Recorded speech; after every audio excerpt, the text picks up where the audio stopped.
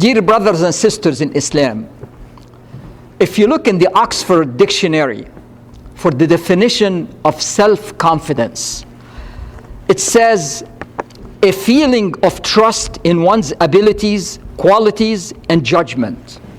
Trusting what you have. Self-confidence is an acquired character. You're not born self-confident or not self-confident. And self-confidence is different from arrogance. Some people get confused between the two. Confident people have strong belief in their ability. They are not afraid of their weaknesses. They accept their mistakes. They don't feel threatened if somebody is better than them. And they are at peace with themselves. Arrogant people, on the other side, believe they are the best. They admire themselves. They look down on everybody else. They believe they can never be wrong. And they are constantly worried, and they feel threatened if somebody is better than them. So, does Islam and Allah subhanahu wa ta'ala wants us to be self-confident? Yes. Allah wants Muslim to be self-confident. So what is the difference if you have a Muslim who's confident, self-confident, and a non-Muslim who's self-confident? What's the difference? The non-Muslim, his confidence originates from whatever he has.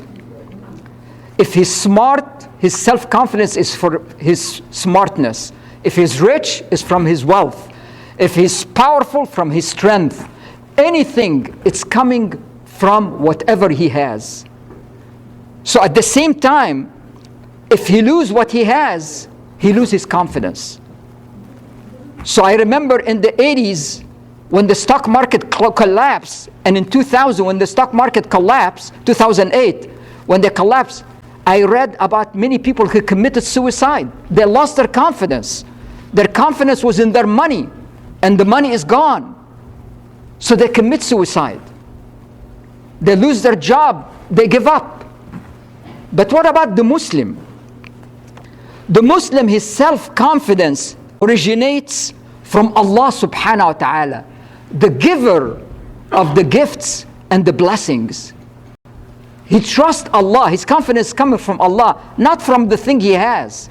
So even if he loses anything, he trusts Allah is going to do something better for him.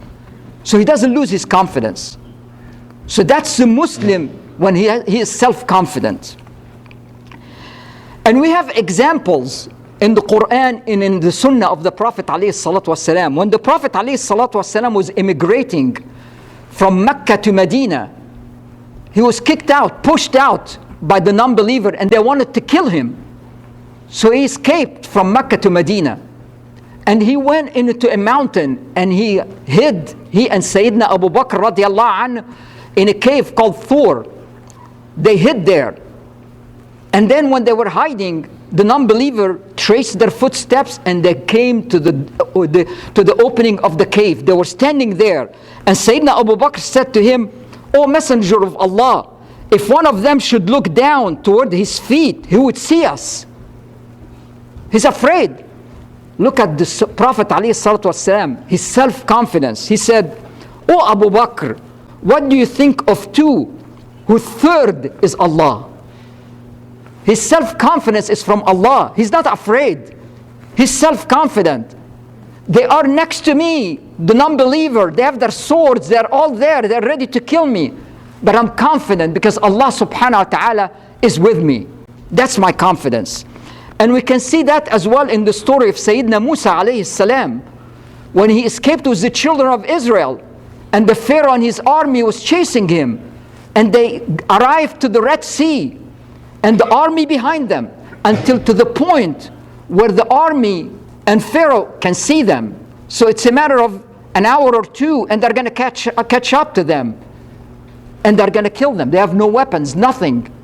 So Allah is telling us what happened. He said, فَلَمَّا تَرَاءَ الجَّمْعَانِ قَالَ أَصْحَابُ مُوسَى إِنَّ لَمُدْرَكُونَ قَالَ كَلَّا إِنَّ مَعِيَ رَبِّي سَيَهْدِينَ And when the two hosts, the two groups, saw each other, and the companion of Musa said, we are sure to be overtaken. They're going to catch us. There is no way. We're dead.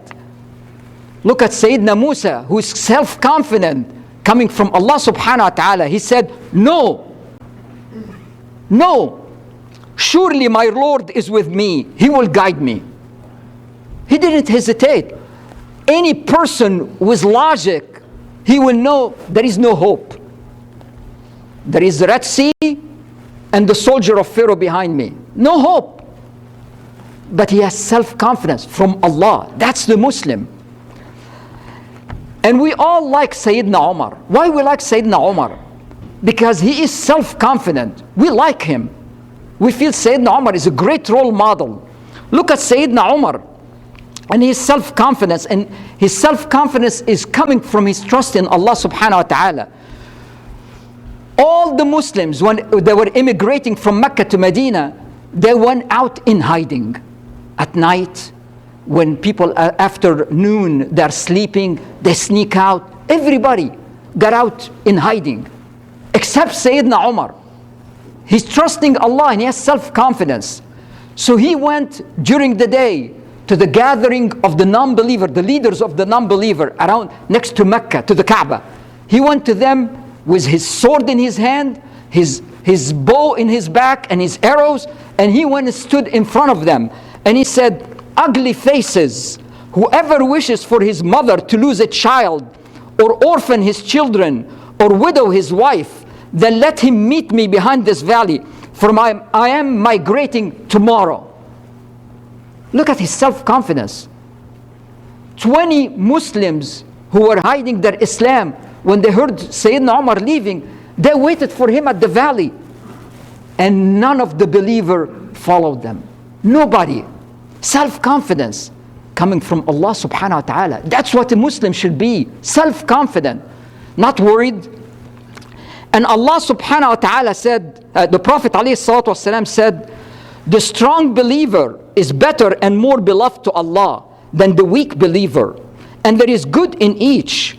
Try hard, focus on what benefits you. Seek the help of Allah and do not give up.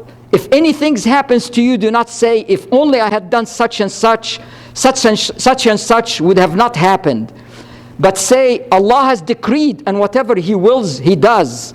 For saying if opens the door to the actions of Satan. This hadith is telling us Allah loves all Muslims. But He loves the strong Muslim, the one that has self-confidence. He loves them more. He didn't say He doesn't love the one that don't have self-confidence. He loves them. But He loves the one with self-confidence. He loves them more. And then He's saying the technique, how to be self-confident. He's saying focus on the things that are good for you. Don't waste your time on everything. Focus. That's how you're going to gain your confidence. And then He's saying, and seek the help of Allah. Because now when you know Allah is supporting you, you are going to be confident. You're not afraid. You're attacking a problem, you are confident. Allah is with you. And then He's saying, and do not give up. That's part of self-confidence. Not whenever you hit the first problem, you give up. I'm not ready to continue. No, you don't give up. You keep trying. And then He's saying, if something happens to you, don't keep saying, oh, if I wish I did this, I wish I did that. Don't waste your time. Don't waste your time complaining. Just move forward. And don't do that, because that is the technique of the shaitan. Shaitan is going to keep you doubting yourself. It's going to just keep telling you, oh, because you did this wrong. Oh, because you're not born from a rich family. Oh, because you don't have the education. Oh, because you don't have the strength. All those things. So you're saying, don't listen to shaitan. Don't keep complaining. Move forward. Low self-confidence is not a life sentence. It's not, you're done. Self-confidence can be learned, practiced, and mastered, just like any other skill. Once you master it, everything in your life will change for the better. When you are self-confident, people will like you. People hang around people that give them confidence. They will be around you. They would like to be your friends. When you're self-confident, people will hire you. Just imagine you're interviewing several people and one of them tells you, yeah, I think I can do the job. I'll do my best. Versus somebody else tells you, yes, I can do it. And even if I don't know it, I'm a fast learner. I can do it quickly. I will learn. Gives you self-confidence. That's the kind of guy you hire, not the one that has doubt about himself. Same thing for a promotion. If there is a choice between you and somebody else, the self-confident is the one that are going to be promoted. And people trust you when you're self-confident. Just imagine you're going to interview a couple of doctors. You have a tumor, and the doctor is going to remove the tumor. And one of them tells you, oh, I'll do my best. I think it's going to be fine. Versus the other one that tells you, yes, I can remove the tumor. You're going to be okay. Which one you're going to go with? The one that's going to tell you, well, maybe you're going to be okay. I think you'll live. Or the one that's going to give you confidence that he knows what he's doing. So self-confidence is important for every one of us in our life. Not just because Allah wants us to be self-confident, but it's our road to success is through self-confidence. So how can we gain self-confidence? We as Muslims, what should we do? How we can be self-confident? Number one, trust Allah subhanahu wa ta'ala. Allah subhanahu wa ta'ala says, وَمَنْ يَتَوَكَّلْ عَلَى اللَّهِ فَهُوَ حَسْبُهُ. And if anyone puts his trust in Allah, sufficient is Allah for him. That's all you need. Trust Allah. Trust He's going to be always there for you. Because Allah in a hadith Qudsi, in a divine hadith, He said, He promised, I am as my servant expect, believes, think of me. So Allah promised that. So if you believe Allah is going to be with you, He will be with you. If you believe that Allah is going to make you get the job, you will get the job. If you believe that Allah subhanahu wa ta'ala is going to make you a rich person, He will make you a rich person. But you have to believe it in your heart, not with your words. So trust Allah. That's number one, to be self-confident. Number two, believe in yourself. Allah subhanahu wa ta'ala said, لَقَدْ خَلَقْنَا الْإِنسَانَ فِي أَحْسَنِ تَقْوِيمٍ. Certainly, we created men in the best stature, best shape. So if Allah subhanahu wa ta'ala is trusting you, He said, you are the best creation I created. How you're doubting yourself? You don't believe in yourself. Allah believes in you and you don't believe in yourself? What a shame. So trust yourself, because Allah trusts you. He created you the best creation. And to be confident and to succeed, you have to accept the talents, skills, and abilities that Allah gave you. Trust them. They are perfect for you. If you don't, you will be filled with unhappiness, low self-esteem, worry, and you will never be able to achieve anything in your life. Allah gave you everything you need to succeed in this life. If Allah wanted you to be a basketball player, professional basketball player, He would have made you 7 feet tall. If He made you 5'10" or 5'8", it's because He doesn't want you to be a basketball player. So don't sit and complain, I'm not 7 feet tall. Look at the gift that Allah subhanahu wa ta'ala gave you. Every human being, Allah subhanahu wa ta'ala gave you gifts. But all of us, we keep looking at what we don't have, instead of looking at what we have. And that's what Allah wants us to do. You can make it easy for yourself. Sit down on your own, by yourself, and take a piece of paper, write down the 5 or 6 points of strength that you have. What are your strengths? And write on the other side, what are your weaknesses? So at least you know the gifts that Allah subhanahu wa ta'ala gave you. Find out what are your strong points and increase them. And what you do well and develop it. And what are your weak points and deal with them. Whether you can turn them around or work around them. Not every one of us has all the skills, and not any one of us has no skills. All of us, we have skills. How can you capitalize on that? Work around it. Number 3, use positive language. Remember your victories, your accomplishment. Always remember the things that you did good. Talk to yourself positive way. Expect the best. Don't say that, well, I'm going to start a project, I don't think I'm going to finish it. I'm going to start something, I don't think I can do it.